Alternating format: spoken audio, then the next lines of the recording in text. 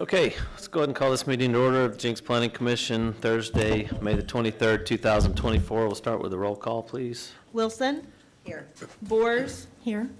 Bowman? Here. Sellers? Nixon? West? Here. Stevens? Here. First item of business is consideration appropriate action relating to a request for approval of the consent agenda. All matters listed under consent are considered by the commission to be routine and will be enacted by one motion. Any commissioner may, however, remove an item from the consent agenda by request. A motion to adopt the consent agenda is not debatable. Anybody wish to pull any items off the consent agenda? I'd like to pull item E.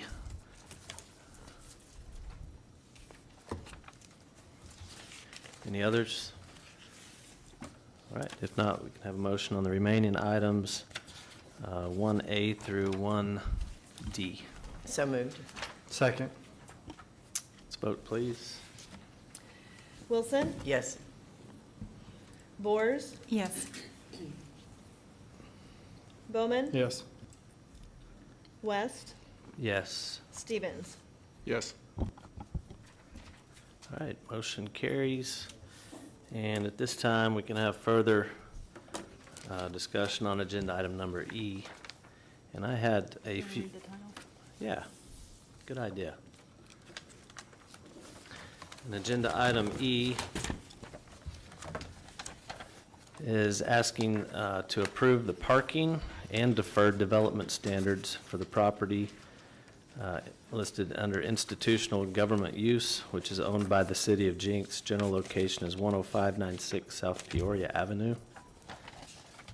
Do you want to give any sort of brief presentation, or should we just start in with any questions that I might have and that other commissioners might have, or discussion? Let's see, I can probably.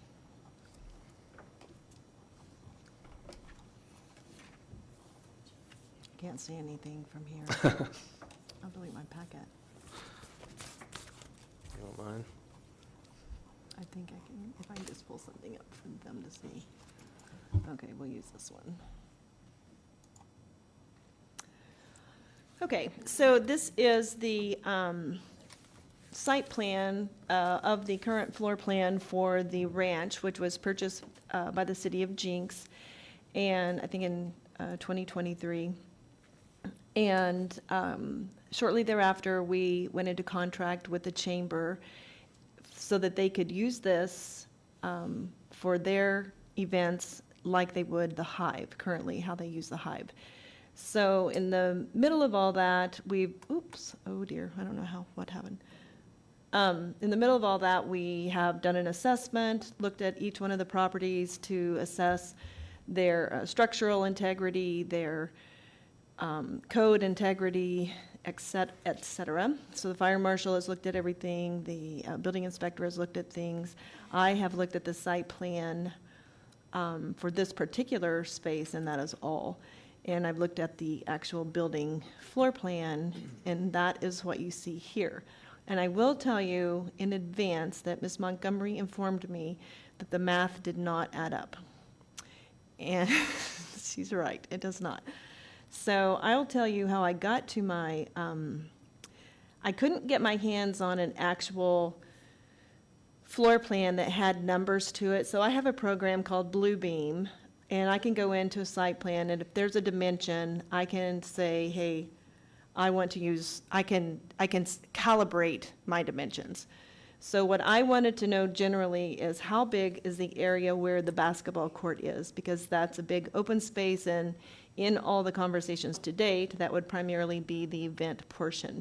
And then you have the hallway and the offices, and then kind of a conference area for the offices on the south end there.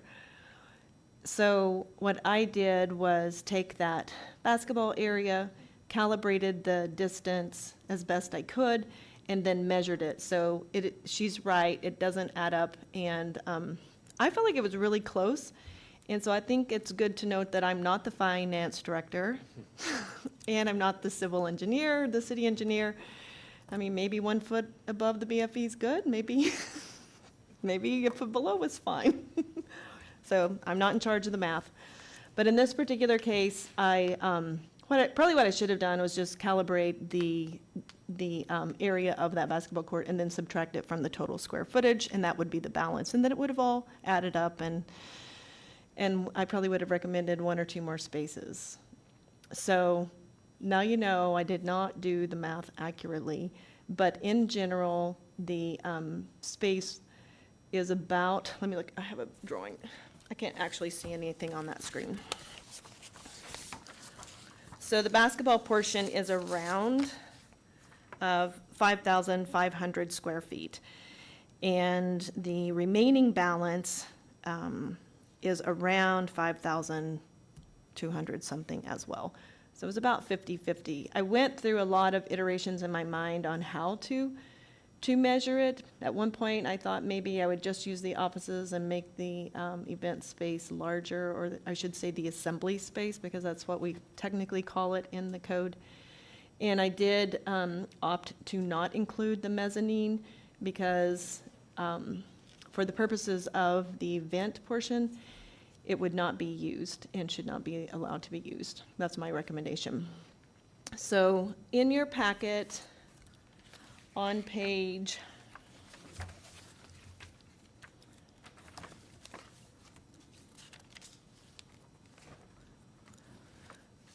let's look at page 32.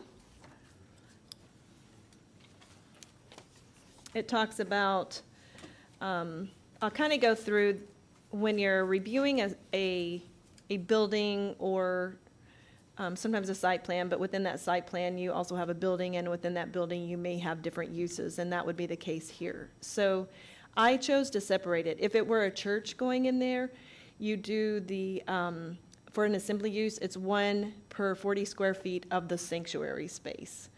So if that was a church and that was the sanctuary space in red and everything else was, you know, you have like a little kitchen area or gathering area and then you have classrooms or something, that would be, it would look pretty similar probably. And so we wouldn't even count the blue area at all. It would just be what is in red. But I felt like for this particular use, you really could have the offices being occupied at the same time an event was going on. So if I worked currently, because it's leased to the chamber, if I worked for the chamber, I could be in the office doing business as usual while an event took place. Maybe the city wants to rent it, or the garden club or something like that wants to use it. So there could be regular business taking place plus the other. And some people argued that it could be no different than a church, but I felt like it was too separate. So that's why you have the blue area, which is would represent chamber use on a daily basis, Monday through Friday, and then event area. So that's why you have 2 different calculations. So on that particular, so I told you how you calculate an assembly use. It's 1 space of parking for every 40 square feet. So that is not equal to what the fire marshal would say the occupancy is, and it's not equal to building inspections. This is just a zoning calculation. So it doesn't mean that you can only have 30 people. It doesn't mean you can only have 300 people. It just means per the Unified Development Ordinance, which is our zoning code, you can have, we require an assembly space to have 1 parking space for every 40 square feet. And then I calculated the others, and that one is for an office use, it's 1 space for every 300 square feet of gross floor area. So that one is different. You actually take the entire, so in this case, it would have been the balance of what was not the basketball court, and then you divide that by 300, so that is not accurate on the packet. So it would be, we'll just round it up to 5,100, since we all know that the math was wrong to begin with. And you would divide that by 300, and that would tell you how many spaces were required for the balance. And so that's how I got to it. An assembly use would be an event space, would be a church, Kiwanis Club, whatever. Those are all, would generally require an event space. Then the zoning is still ag, so nothing changed on that. The comprehensive plan did not change.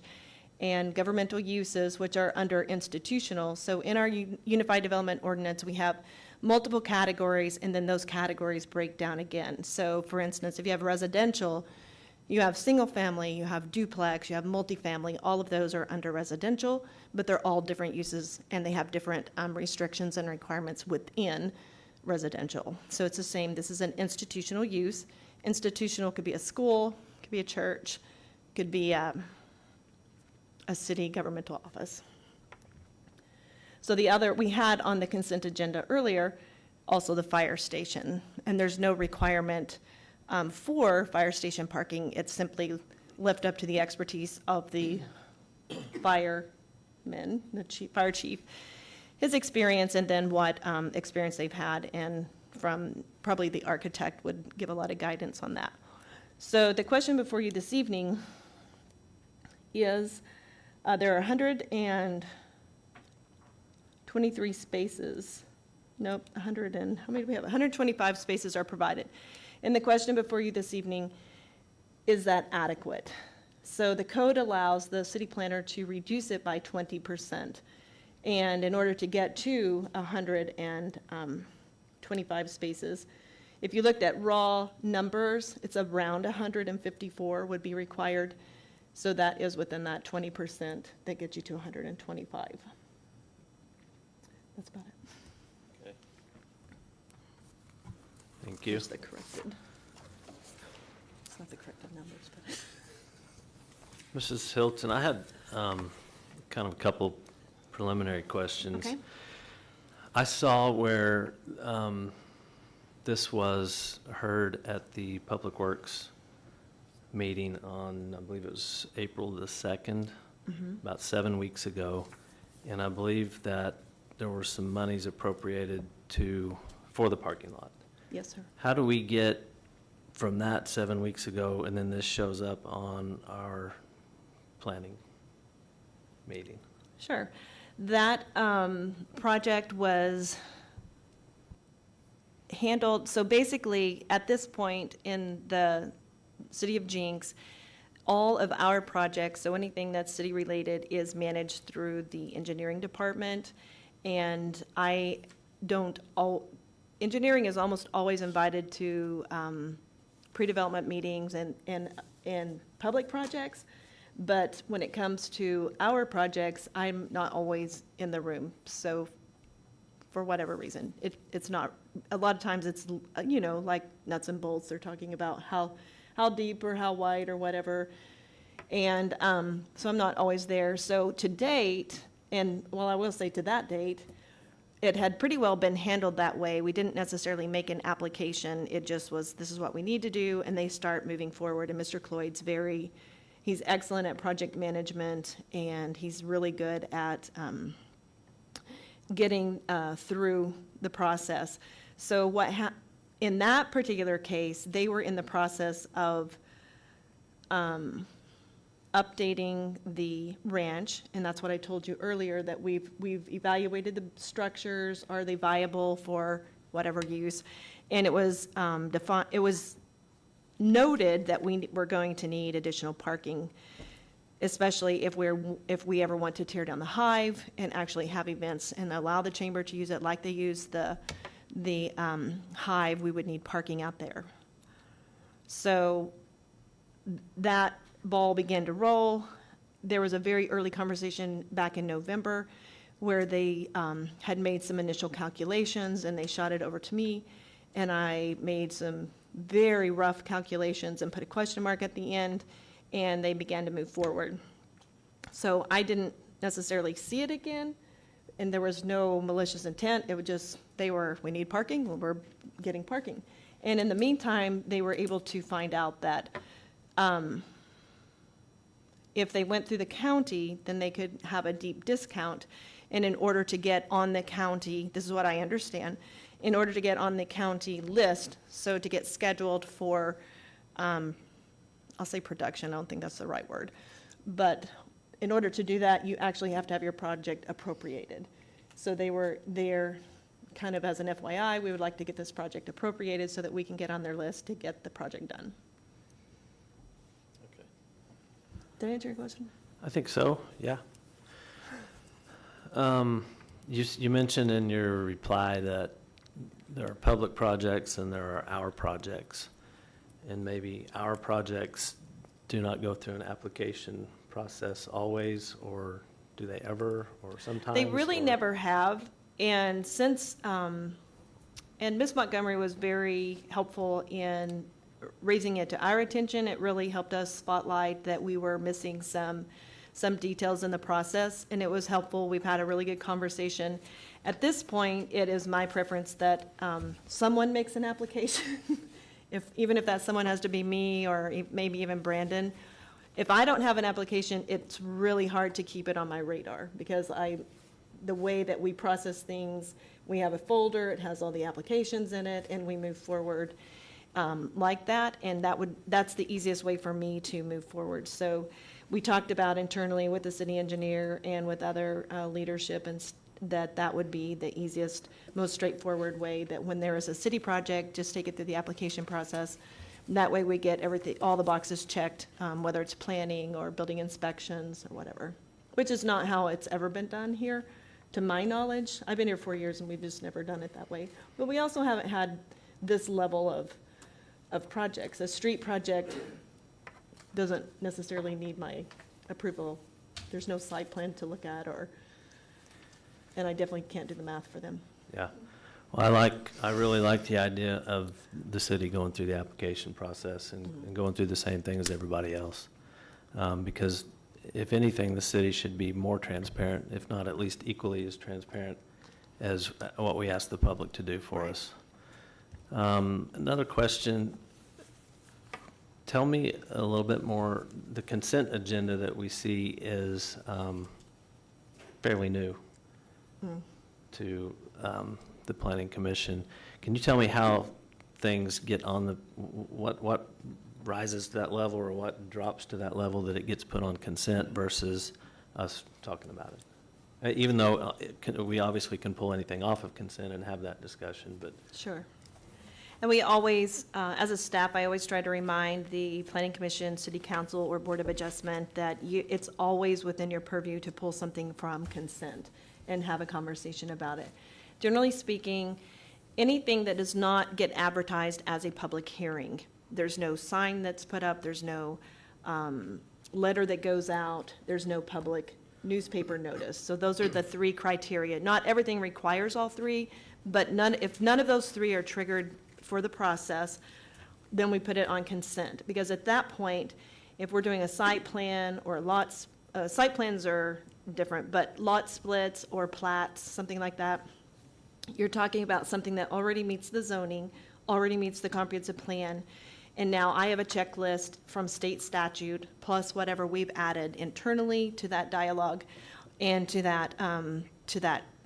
check those boxes. So that goes on consent, because there's no public hearing required, and I literally am going through a list of items, and if it meets all of those criteria, then I'm going to recommend approval of that. And that doesn't mean that we don't look at it again and say, hey, what in the world? Why is this? Why is there access at this location? We may still make changes internally, and you may notice something in the future as well. You may say, hey, Mercedes, this doesn't make any sense why this is like this, and we can have that conversation. And maybe I know, or maybe I just didn't notice, and we can make those changes. But generally, if it's just checking boxes from the statutory perspective and then the UDO, and there's no public notice that went out, then that item goes on consent. Okay, thank you. So to reiterate, if we're, as your words, if we're just checking boxes, if it meets the zoning of the UDO, not a whole lot to talk about there, then that's when it goes on consent. Okay, thank you.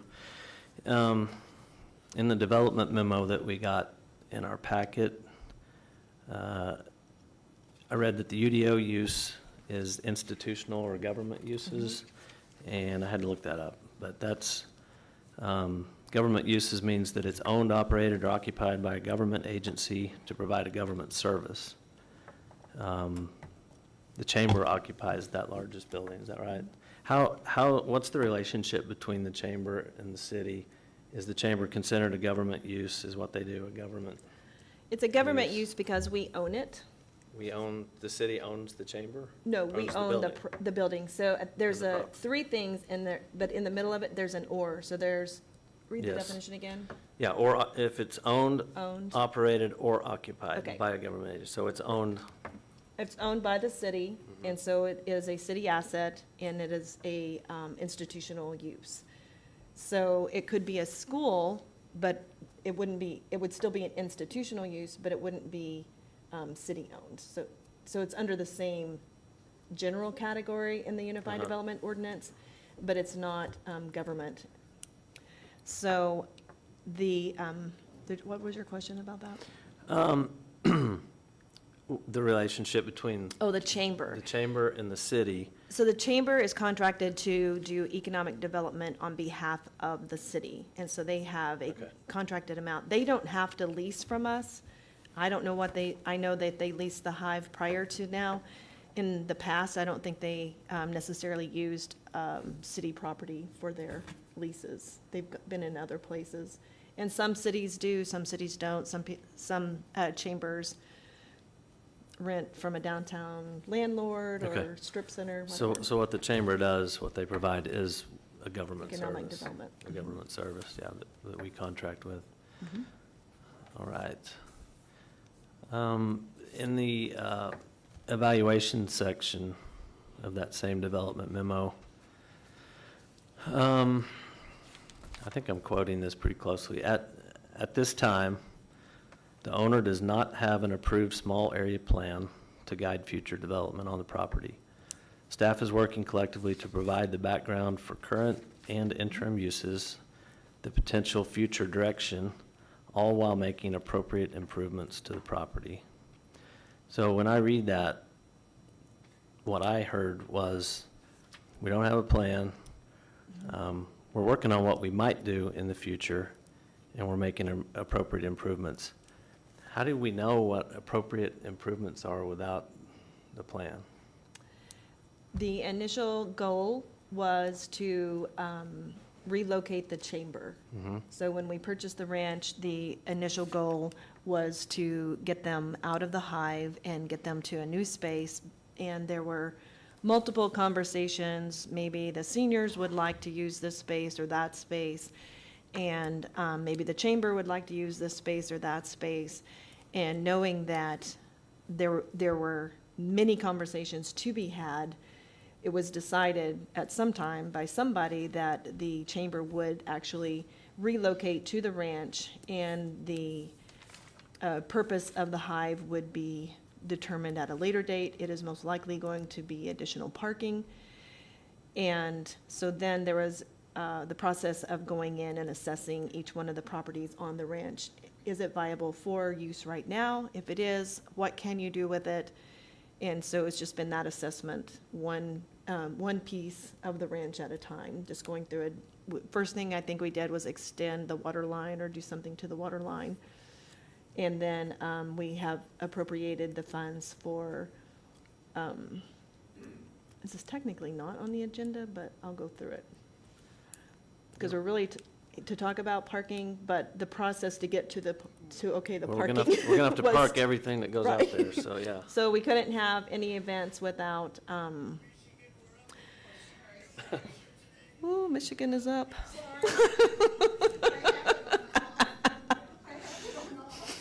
No worries.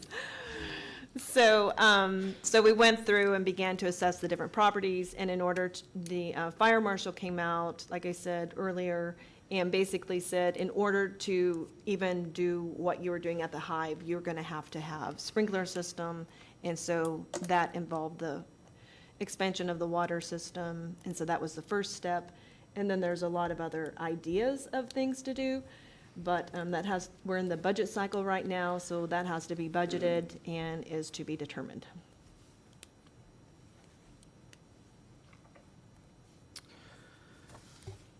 Okay. So parking, They're asking for 125. UDO requires 154, but you as the planner can reduce that by 20%, correct? Okay. But the planning commission does have to bless the Yeah, decision. right, right. So I'm kind of moving on to the, it's parking and Development standards. the development, Yeah. deferral from, or deferred development standards, or relief from the development standards. A loading berth is required, right, anything over 6,000 square feet. And they are asking for deferment from having to do a loading berth at this point, Yes, sir. and just wanting to use the southwest entrance. That was my suggestion. I'll be honest, no one approved my suggestion. Okay. It's just my suggestion. So no loading berth, No loading berth. okay. I was trying to think through, And well, I that- guess but you that- could do this. But that is required in the UDO, correct? It is. Okay.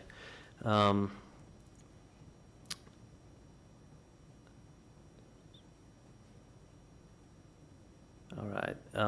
So in the recommendation for approval that's in the development memo, they're asking for a deferred implementation of Article 6, which is the development standards. There's 1 through 8 listed in there. It's lighting, surfacing, drainage, curb and gutter, relief from landscape improvements until a remodel is complete.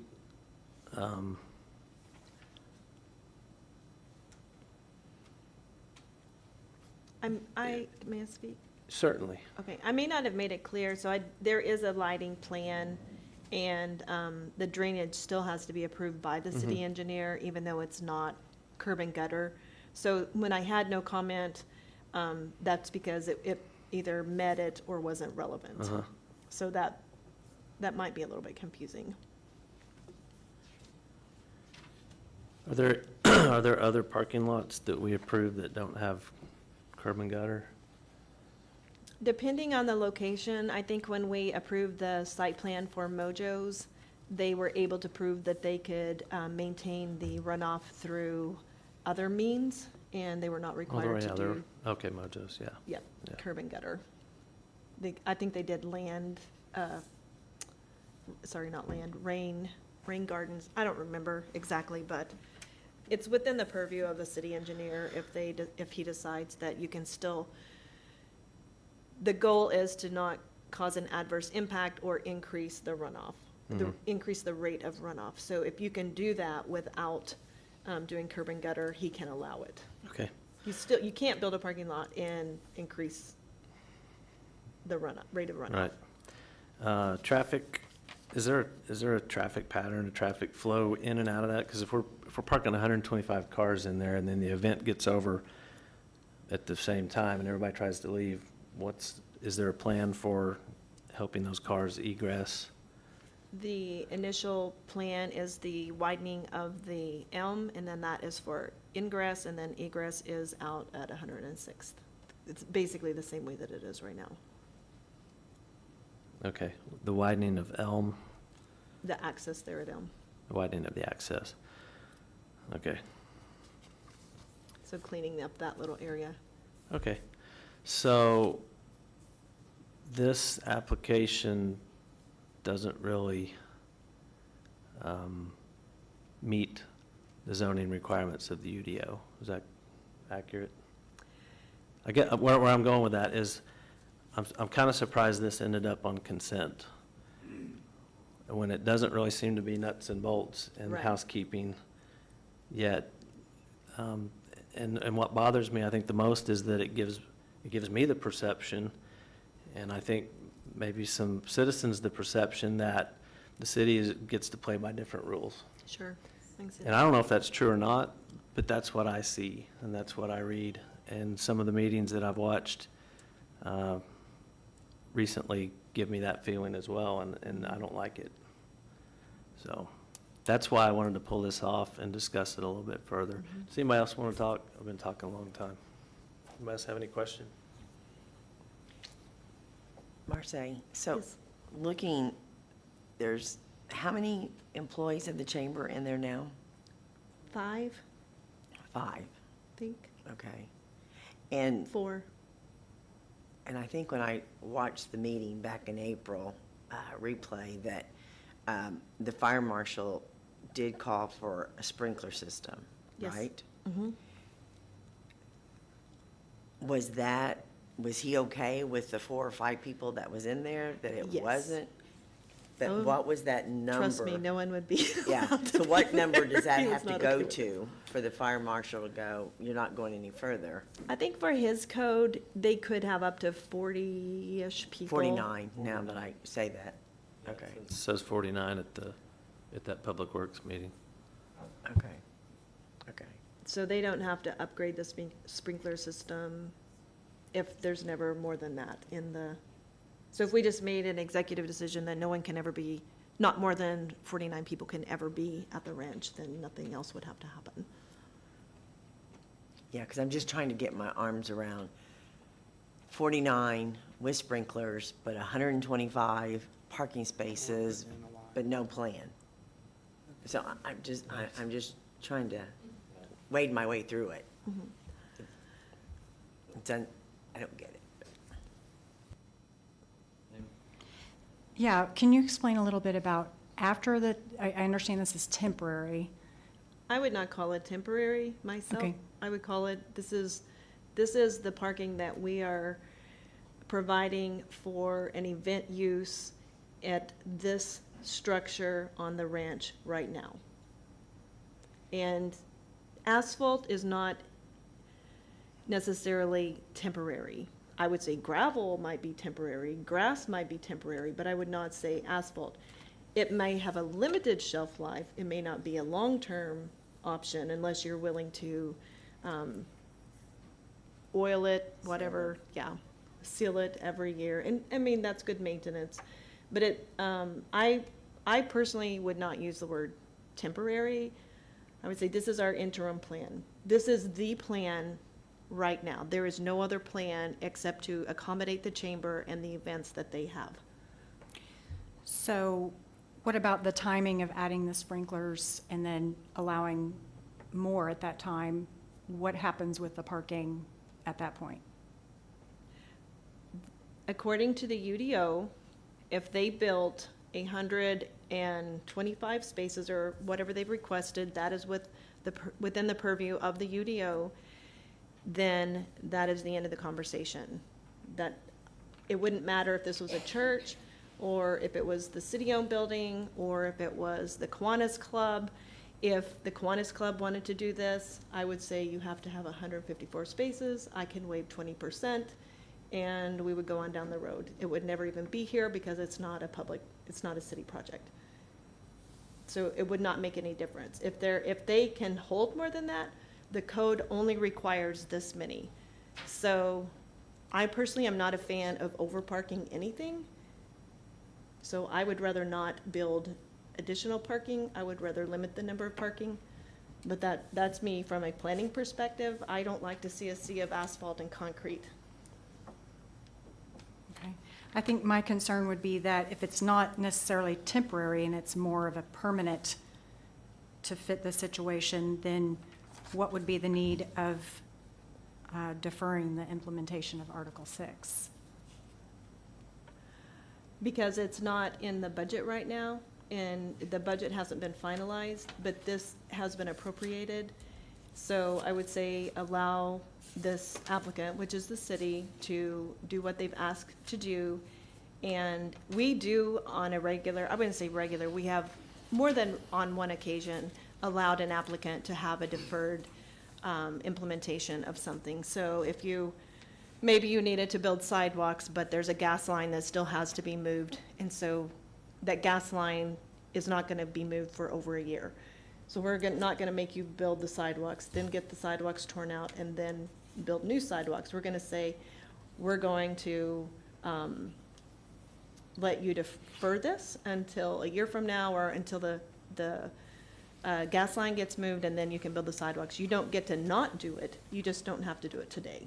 So then how does that, I think that's where I was going with the adding of the sprinklers and so forth. So is that when the timing is that they No. are saying to defer it? Like then you come back, how does that process work to getting the deferred items? Yeah, what triggers When does that? that take place? What triggers that? So this is in the existing structure. There's nothing in it. So at what's been recommended, and I don't know if anything will change, but when they begin an interior remodel, so that 1,000 square feet box down there was originally a workout gym. It had weights and different things like that in it. So it was accessory to the gymnasium. And, sorry, I keep having my back to you. So I keep turning around to make sure you don't feel excluded. So that space would be reconfigured, the bathrooms would be upgraded, and there would be some type of a catering kitchen where you could warm food, et cetera. So that space through there would change. That's the biggest change that I saw on future plans. So when that interior remodel started, then that was when I was recommending that we would ask that the landscaping and other things be installed. But until there was any type of remodeling going on, I am asking for the deferment of the landscaping, et cetera. Maybe by that time, we'll have a better idea of more goals and uses. So is there an application that comes in, or how does that process work? Like if we're talking about the city using the application process, do they go through the application process to get the curb and gutter So it and would all the other be things? a building permit would be submitted to, and then it would be reviewed by our building inspections department. And when that building permit came in, then we would trigger the other pieces. What would inspire them to do that, to make that application when they've already got a 125 space interim parking lot that's viable, but not complete to the standards? Well, it's required by the code, so unless the city wants to go in and do a planned unit development or something like that, you really should be doing the code, what the code says. I do not have a problem with deferring something. That's the only reason it's in there. I actually did not, we talked about transparency and communication. I did not actually talk to the city manager. He may not truly appreciate my great effort. But to me, it made a lot of sense to defer that until the use was more viable. Right now, it's okay. But am I hearing you say that if we were to approve the 125 spaces, then what happens beyond, we've given them carte blanche, basically? That's what I read. And that's what I'm hearing. Well, when they submit a building permit, then it triggers these other, so the other portions of Section 16 development standards. So do they have to submit a building permit to, or do they have physical changes that they're doing that they would have to submit a building Yes. permit? Okay. If they remodel, yes. Okay.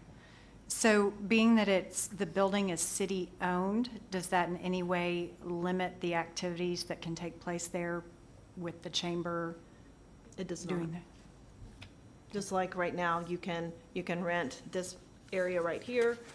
If you want to come in and have a town hall, you can have that. If you want to come in and have a Girl Scout meeting, you can rent council chambers. If you want to rent a pavilion at one of the parks, you can do that. If you want to rent the community room, you can do that. If you want to rent the Hive, you can do that. It would not limit. If you want to have a prom in here, you can dance between the pews. You can rent it if you want, for whatever, And it's then not on limited. the ingress and egress, if I'm clear, you're saying that it would be one way, so they can only come in off of Elm and they can only exit off of 106? That is the current plan. Okay.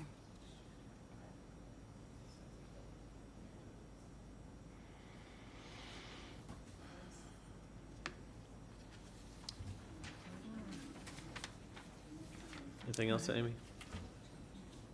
Not right now. Craig? No?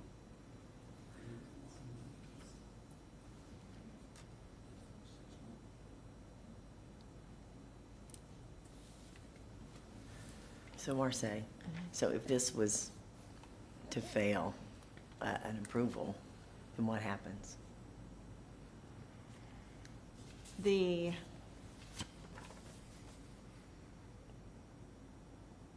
I've thought through this a lot.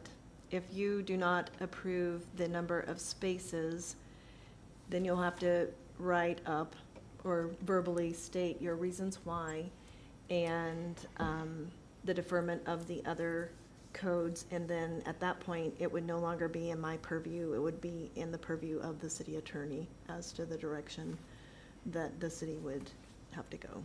I can't, I don't know that it would, there's no direction in the code if you don't approve it. You can approve it with conditions or whatever, but there's nothing that, it doesn't give a what's next. So I would say I'd have to take it to the city attorney and let her determine what the next steps would be. So, and if it's something of more of a little more permanent, because, you know, I'm not understanding why they wouldn't, why we would defer the rest of the items. What would be the purpose of deferring them?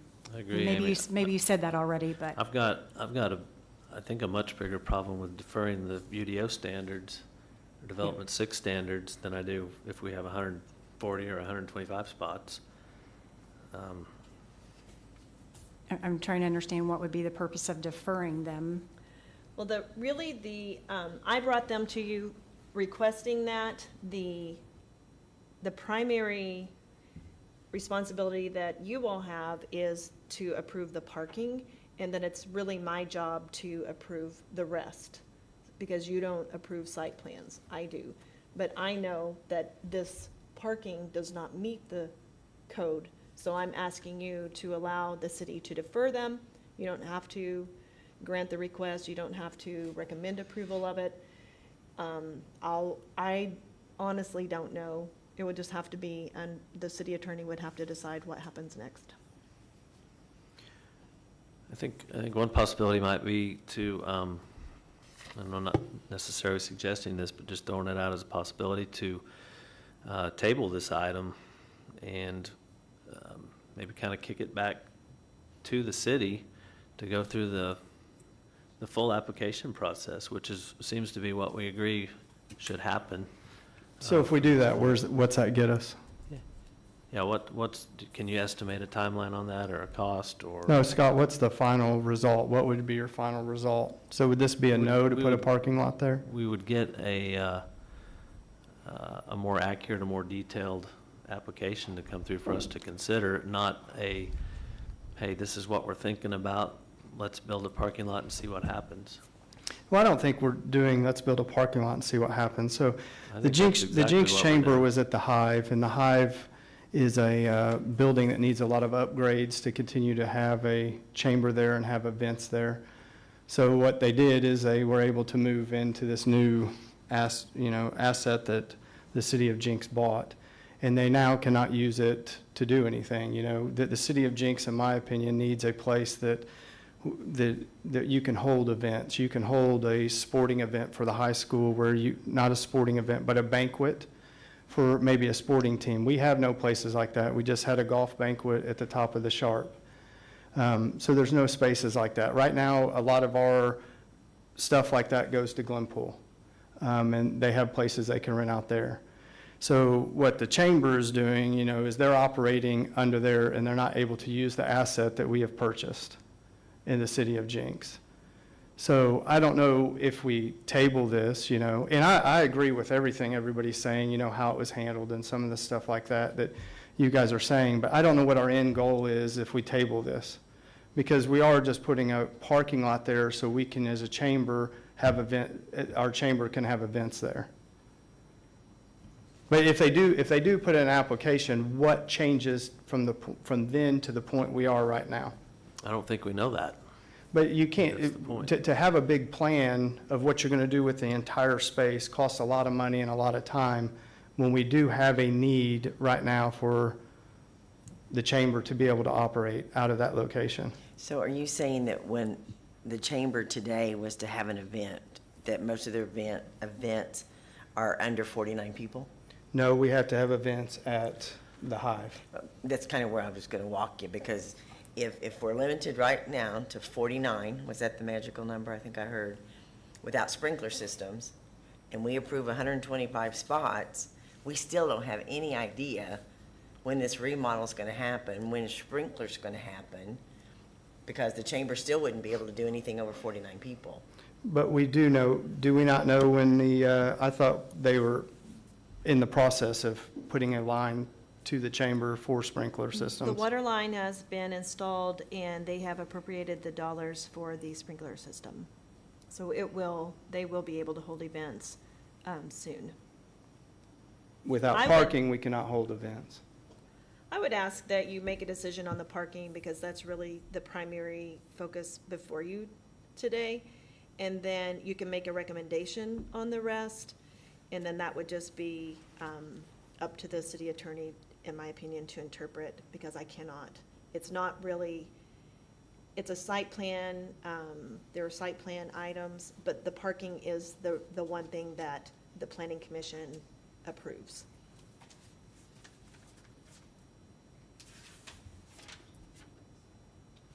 So it would still have the curb and gutter. Again, what about the lighting? I mean, because if we're going to have that many people out there and you're going to have a banquet or something to that effect, and I agree, I mean, you need the space, but is it going to have all those Yeah, things? when I with it said saying no comment, that's because there's lighting already in the plans for the parking Okay. lot. Yeah, because, I mean, those things, to me, I'm not understanding why holding off or deferring those things. The If they're only going to thing- have Sorry to interrupt, a sorry. 100 people there, or whatever it is, I mean, those things are, I think, necessary. I don't disagree that we shouldn't have the parking, but I'm not really understanding why we shouldn't get the parking with the requirements. And did you say earlier that the city's in the budget process right now? Yes, And so, really, aside from what was allocated back in April, anything else to do with this site is in this process? yes. Okay. Besides, the appropriation has been made for the sprinkler system. So that is happening. But as far as a remodel, I don't know when that will happen. So can it be used for other things before, without having the remodel? Like what okay. So they could still use it for events without the remodel? With just having the sprinklers added, they could use it for events? With us approving the parking, is what you're asking, They right? need the parking Yep. for the events. So are you saying that we can approve the parking and defer the deferred development standards for a later time? Is that what you're recommending? That's what I ask. In asking you to defer them, the UDO does not explicitly give me the authority to ask you to defer them. What we are primarily here tonight is to discuss whether or not the number of spaces that have been allocated in the plan is acceptable to the planning commission. And then what would happen is, in my site plan review, everybody has to do these boxes, right? And so when I went through the site plan as presented at the time I went through the site plan, there are a couple of things missing. And so because of that, I said, hey, I want the city to do these things, but I'm asking the planning commission to bless them to be deferred. They have to do them, but they don't have to do them when they do the parking lot. I would prefer that, and then that gives us time to think about what exactly is going to happen to the interior remodel, and where can we best put a loading berth if it's needed. Maybe there won't be a kitchen, maybe there will be a kitchen, maybe if the kitchen's on the south, then the loading berth needs to be on the south. Maybe if it's on the north, that, you see what I'm saying? Like, there are unknowns, and so forcing someone to build a loading berth right now before there's a complete remodel may be wasted dollars. But I don't think know. that's part of the confusion, because if it would have been presented as, here's phase one, let's get the chamber in, get the Yeah, chamber that's why we have the functioning. application process. Exactly, but we're not getting phase one, we're getting, the sky's the limit, but give me 125 spaces, and I get that, but it would have been nice Sure. to say, let me bite this off, so we as a planning commission can say, okay, we see you're trying to get the chamber in Right. business. I think That I that, can That's live a good with. thing, right. sure. Tell Well- us about the time length of that application process, like by the time that they're getting the sprinkler and they're working through some of those things, I mean, can that application be processed, could be. go through? Usually they're waiting on me when it comes to site plans. Because if you get an email from me, it has an automatic reply that says, the planning department has hard deadlines, blah, blah, blah. I prioritize my agendas, my staff reports, all of that gets my full attention. Everything else gets attention when I get to it. And so site plans do not have a hard deadline. I probably had the fire station site plan for 2 months before I ever even looked at it, because I didn't have time to look at it. So, I would say the city purchased a beautiful piece of property, and we are in phase 1, and I stated this in the beginning. Our initial goal was to allow someone to use it. There was conversation, it could be for the seniors, it could be for the chamber. It was decided some time ago that it was for the chamber, and now the city has gone through the steps of evaluating each piece. So this is all phase 1. I feel confident in saying this is phase 1. Now, if there's 10 phases to come, I can't tell you, but this is phase 1. Evaluate the properties. The chamber already is housed there, so to speak. And in order for them to operate equal to what they did at the Hive, there are certain things that they need. They need additional parking, and they need a sprinkler system. Those are the 2 primary things. The sprinkler system has been appropriated. The parking has been appropriated. The question is, are the number of spaces that have been designed acceptable? And they do meet the code, so I don't know why they wouldn't be acceptable. And then the rest of it is really it's out of our purview. It's out of the planner's purview, it's out of the planning commission's purview. How many people can be at a space then comes down to other standards that are not in the UDO. The fire chief decides based on the type of building, based on other things. The building inspections has, the International Building Code has their criteria, but once we decide is the parking appropriate or not appropriate, then we no longer have any say in it. And I think that the biggest problem is if you look back at the 4-2 meeting, and Charlotte brought up a lot of good points, is I think the way it was handled and presented is the biggest problem that we're at today. You know, one of the things being called temporary, and then like Gina said, you know, the way it should have been maybe called a phase, and we have phases. I think that's the biggest problem. But if we do go back through an application, you know, like we're talking about, I don't know what changes from then till now, because we're not going to have a complete plan for the whole property, you know. So that's my only deal, is like, what's really going to change if we go back through this application and push it back for another month? I would say immediately nothing would change. Probably nothing for the next 6 months would be any different than what you see tonight. But That would be going my guess. forward, though, let's say, after 6 months, though, there's not, as this starts developing, there's really there won't be an application that will ever get filed and come, right? It's just all gonna be building permit, site plans, yada, yada, yada, right? Not, so maybe I should say phase 1 is this structure.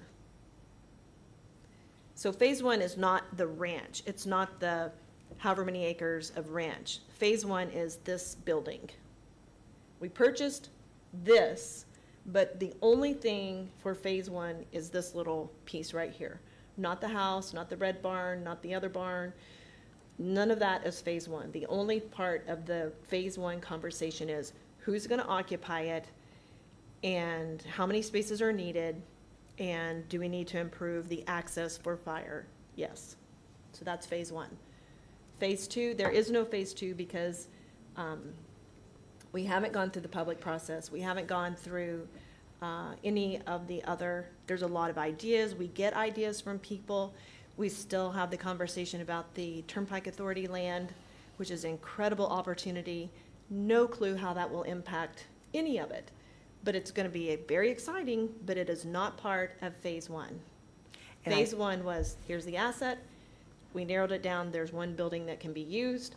The chamber has been contracted to lease it. How do we get them to equal to what they had when they were at the Hive, or as they are at the Hive? And I That's think phase 1. And that's, had that been communicated up front, that we would have known that this was phase one, so you don't have all this other stuff that's out there in the community that we're thinking this big, but we're only trying to get this Right. big, and yada, yada, yada. You know, that's the disheartening part of this process, that it should have been communicated much better. Because it's easier to say, I get what the chamber needs. You know, I've been to their events, and sometimes it's like, you know, they need a bigger space. But my only other question is that 125 spaces, if there's room out there to do what it calls for, 154, and you don't have to do the 20% discretion, why wouldn't we just build the spaces we need? I'll repeat from my perspective. So this is me, the city planner, talking. I am not an advocate for Cs and Cs and Cs of parking. We have a beautiful asset. The last thing I would like to see there is 500 spaces. I hope we never have 500 spaces. I think that would be the worst thing we could ever do for that property. So the code says 154, and the planner can waive 20%. The reason that that's in the code, I didn't write it in, it was recommended, because we instituted parking minimums and parking maximums. The trend across the country, and probably I would even dare say across the world, is to eliminate parking requirements, period, and just let the market determine how many spaces they need. We probably will never do that. We'll probably always have a minimum, but that is the trend in the planning world. If I could give them less parking, I would. We also have a additional paving currently in the structure next to this. And the barn itself doesn't even have anything in it. So, I mean, if you wanted to be technical, we could stripe that up, and we could even stripe the interior of the barn and have another probably 60 spaces. I don't know, it could be 30. But there could be additional parking in the barn. There could be additional parking outside of the barn. So we have paved spaces that could be used for parking right now. I personally do not want a lot of parking out there. Which, obviously, that's going to control, if it holds 400 people, and you only have X amount of parking, then what, it's gonna be in the grass, it's gonna be along 106, I mean, it just I think mushroom. that it'd probably be on the grass. I mean, people park on the grass all the time. If the aquarium is full and it's a big event, 4th of July, everybody parks on the grass. You have an event downtown, they still park on the library lot on the grass. That, yes, they will park on the grass. 106, we can't even get people to walk half a block on Main Street. They're not parking on 106. Nobody's parking on 106. And that hill's too big anyway. So, I'm okay with people parking on the grass. That's me. I'm okay with it. At least in event situations. Yeah, you better clarify that, Right, in event situations. because that's going to be hard to defend next month when something comes through. Sure. Yeah, you can park on the grass. Sure. Well, I like think it. that we are meeting the requirements of the UDO. That the UDO said it needed 150 something in this You're- case. You're meeting that one requirement of the UDO. Yes. Yes, absolutely. I know I'm probably beating a dead horse, but I think the application process would make it a lot clearer from this side of the packet to really understand on the front end. Like, I know we talked through a lot of things here, but it's very difficult to see exactly what's in phase one. Phase one Without getting implies to- that there's a phase 2 or 3, and there's not. So I don't even know that there's a phase 1. They're just asking for interim asphalt so that the chamber can function the way they want to. I mean, And I can't imagine that we would allow any other business to come in and say, you know, we're not exactly sure what we're doing, but we have this idea, or maybe this idea, and we're not really sure how many people we're gonna have, but would like to put in some parking and see how it goes. And that is exactly what they said. Those words were used. We want to try it out and see what happens. And if we do it, and when it comes down to it, when we do it for real, we'll do it properly. So I've got an issue with that. Yeah, my sentiment is the same. I just feel like if we already have some time lapse there of installing sprinklers, et cetera, if we could get an application to go through that process like another outside business was going through, it would help me make an informed decision. I'm not arguing that we need, or disagreeing that we need the parking spaces, but it seems incomplete. The application would be for a site plan, which would not come to planning commission. The only thing that would come to planning commission, if we went through the application process, is the number of spaces appropriate for the square footage as designated in the exhibit that you see. You would not have a site plan in front of you. If this was a church, we wouldn't even have a conversation. The site plan application would come to me, I would go through all of these things, and it would be approved or, recommended, hey, you gotta go back and do this or that. So requesting an application would just be a site plan application, and you would not see it, except the only thing that you would be asked to look at was the parking.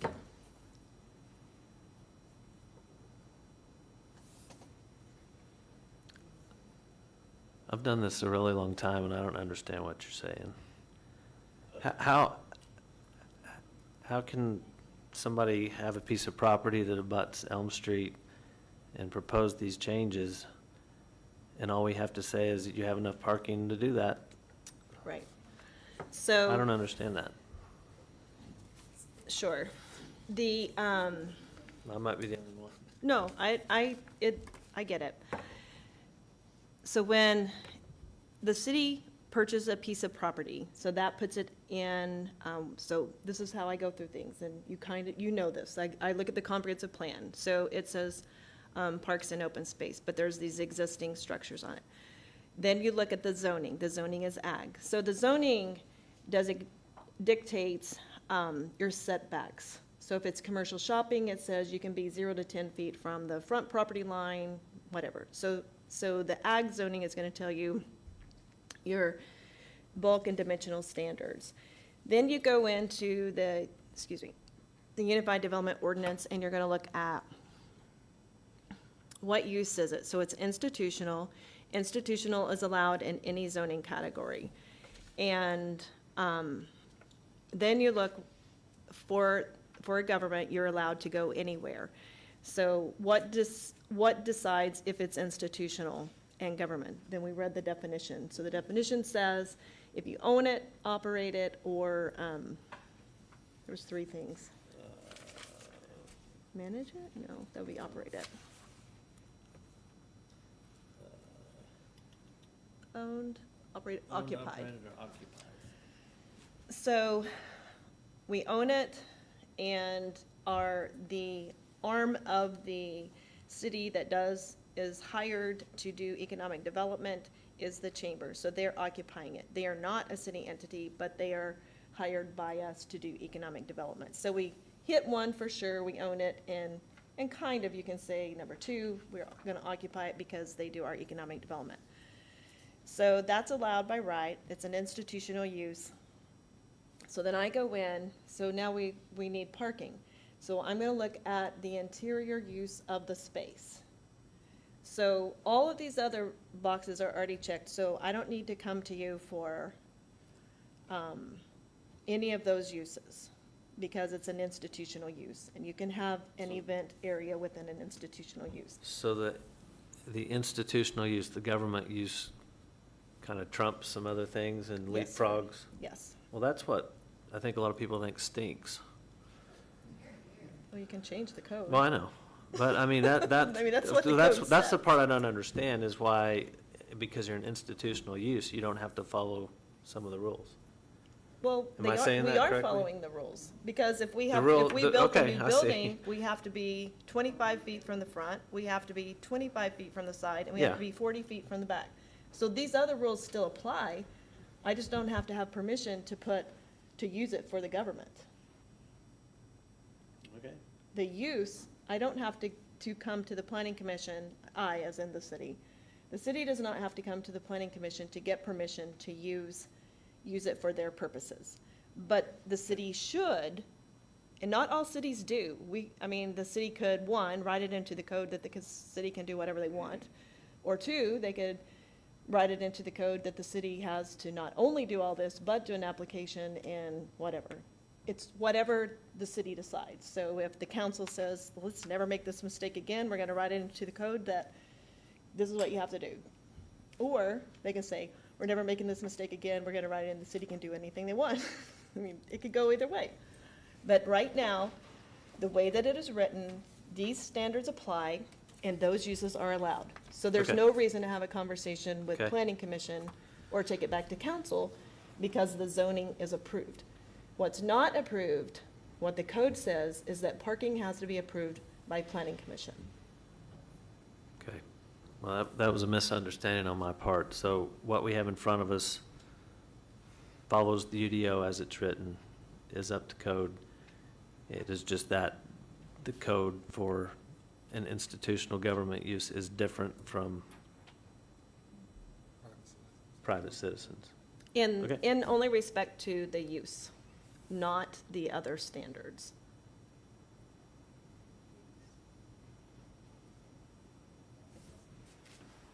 Other standards like what? The other standards would The be, deferred standards that we've talked about tonight? that's my interpretation. So my opinion is, and everyone on staff does not agree with me. Some people do, some people don't. My opinion is, whatever the standards are, whether it's the, whatever we looked at, dimensional standards, bulk and dimensional standards, you have to comply with that. The city has to comply with that. If it's the development standards in section 6 of chapter 16, then we need to comply with that. That's my interpretation of the code. And that's why I said, one, I need you to say, is this an appropriate number of parking spaces? But I would like to know if, in my opinion, the city is required to do all the other steps. That's my opinion. I'm asking, you don't, and that's why I said technically what's in your purview is to approve the parking. So they're required to do that, but you or the applicant or the city is asking us to defer those Because, indefinitely, not indefinitely, until the remodel. which we don't have a date for. Right, exactly. So so when you're doing a parking analysis, it's not, so this is kind of also why I would say that it's in the purview of the planning commission, because if you're doing a parking lot analysis, you are looking at the dimensions, you're looking at the landscaping, so there are other key components. And a trash dumpster, that is more to do with the site plan in general, but it's important to talk about. So the screening of that would be important, but it's not necessarily part of a parking plan. So, Okay. So do we see, like item 3 says, see, added to the site plan. Do we see, or when does the site plan? it does not come back to you.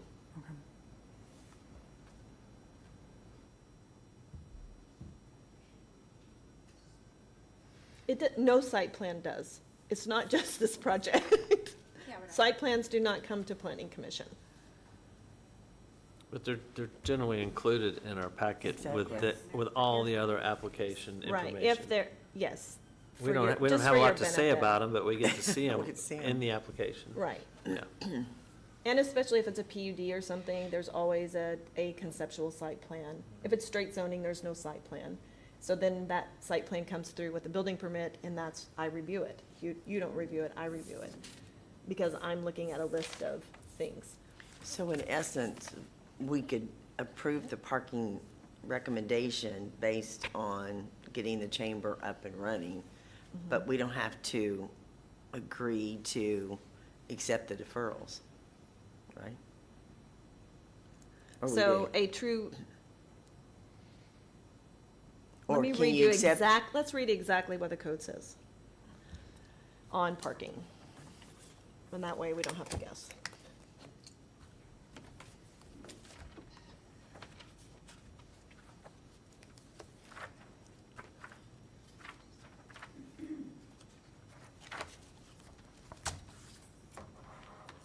So it's in Article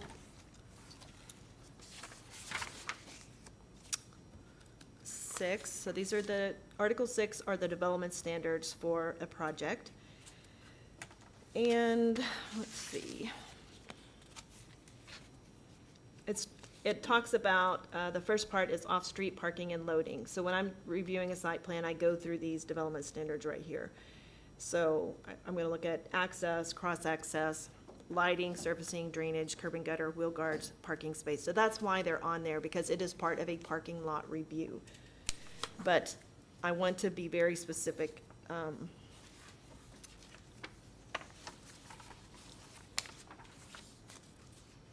When you get to the chart, 16-6-1, off-street parking requirements, institutional.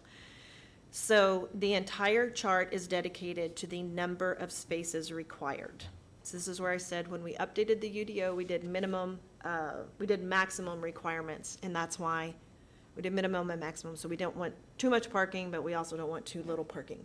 So what is specifically under the purview of the Planning Commission is the number of spaces allowed or required.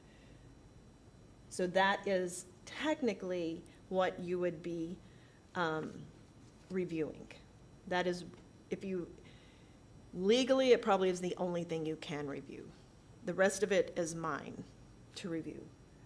I'm making a note in my memo that these other items are not being met.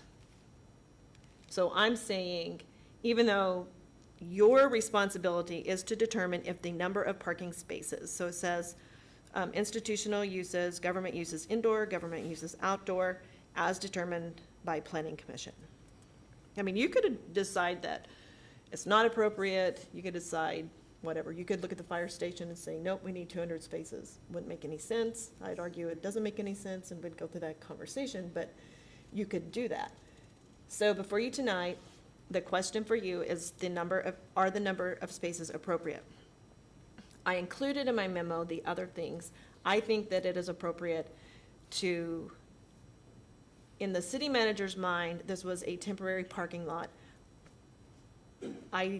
Maybe it's temporary, I don't consider asphalt temporary, but that's okay.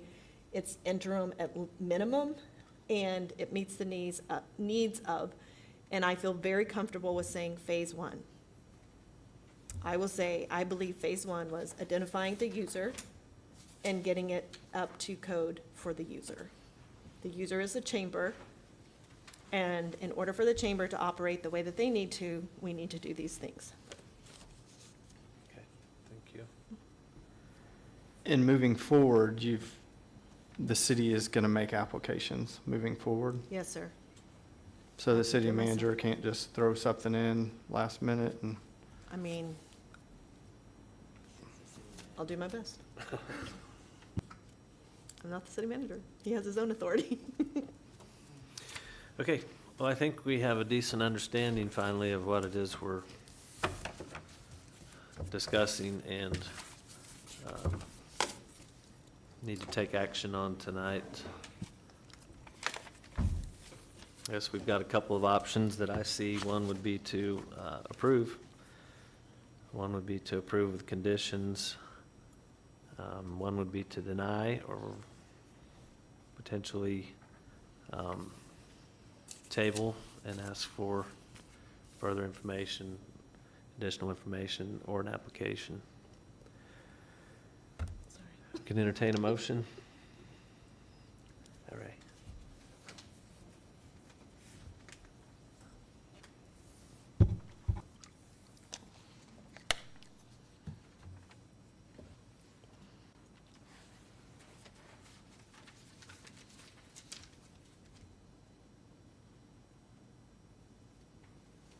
so I guess we all agree that it wasn't handled correctly. I don't think any of us like that they're making different accommodations. So what do we do at this point? Do we let them have the parking lot and be able to operate the Hive as a Hive? Sorry, we've been at the Hive the Chamber's been at the Hive for a long. Operate the chamber and be able to use the facilities that they have instead of the basketball court just sitting there and not being able to use it? I mean, obviously this wasn't handled correctly. Obviously, it needs to be an application moving forward. But if we do make them go do the application, I don't know what changes you get to. And then we're right back here in a month from now, going over all what we've talked about again, and then we either approve or not approve the parking lot. So, I mean, it's kind of like, how do we get put in these situations all the time where we look like the bad people? I don't know. It's not a fun deal. So I guess those are my thoughts, but Clear as mud.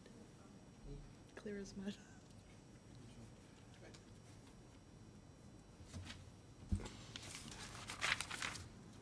Again, we're only voting on one thing from my understanding. The rest of it, we don't get a say-so, it sounds like, so I don't know why it's even in here as an option. Sure. But if we were just only voting on the parking, I just want to put up to approve wanting as issued at 120-something parking spots, 120, what, was it 125? I think that's what is there. With 125 parking spots. You making them? Making a motion to approve it.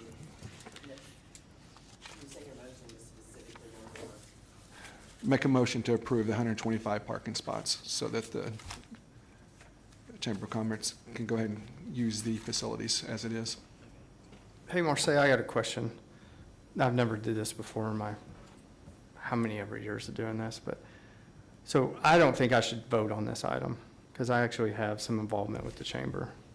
Is that probably right?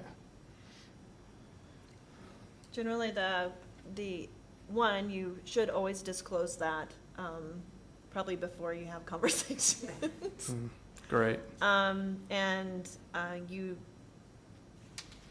you would have to leave the room, so if you abstain, that counts as a no vote. So you would have to leave the room, but at this point, the conflict of interest, generally the city attorney, and I won't try to even quote her, but if you stand to benefit in any way, if you stand to gain anything from that, No, I then, don't stand to gain anything from it.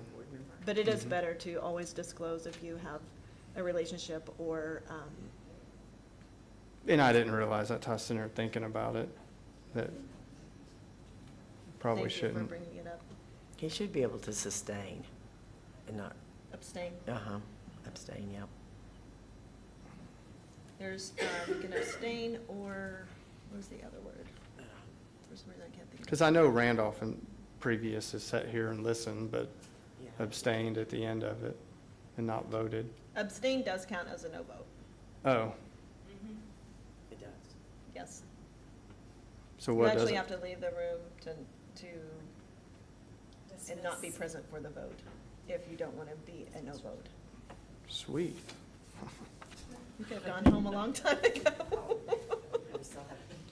So where, I think that maybe confused me a little bit, but why wasn't it in here just for the vote being on 125 spaces and none of the other items? Is that here and I'm just missing that? No, I think that I just confused you all. I wanted you to know, I wanted you to see the memo as it would if it were a real application, and note that those items were not they were not met. And just for clarification, you do have a motion on the floor. Yes, we do. Okay, sorry. But that's your job going forward, right, to make sure that those Yes, are sir. met? Okay. Not ours, okay. Thank you. Okay, we do, motion is for approval of 125 spots, 125 parking spaces on the site. You're going to excuse yourself. I'm going to excuse myself from the meeting.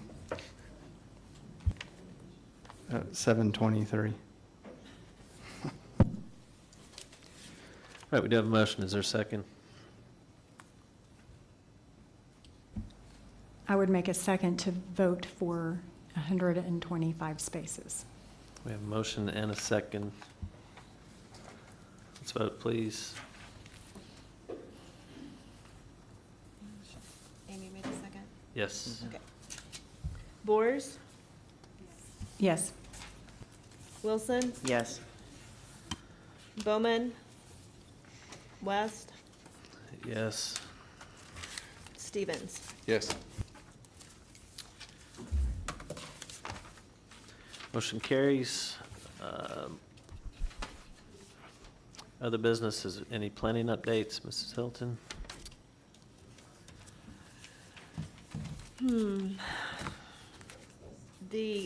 I did have a young man come in who's very interested in Polecat Creek, and he's doing his master's with the Urban Design Studio. He lives in Jenks, and he might be interested in looking at Polecat Creek from a master planning perspective. It might be a little more than he can do, but it was his idea, and I was like, well, you couldn't have asked for better timing for us, because there's an opportunity that we may actually own a lot of what abuts to Polecat. I don't know if you get the creek when you buy the land, I don't know. It's not like the Arkansas, you don't Get the necessarily creek, I own don't it. think you get the water. Right. So, anyway, I thought that was exciting. I don't know if he'll follow through. He may have another opportunity that he follows. Let's see, Brandon is at a conference learning all about being an amazing city clerk, so we missed him tonight. And I think that's it. Can't think of anything else. Okay, we'll call this meeting adjourned at 7:24. Thank you all.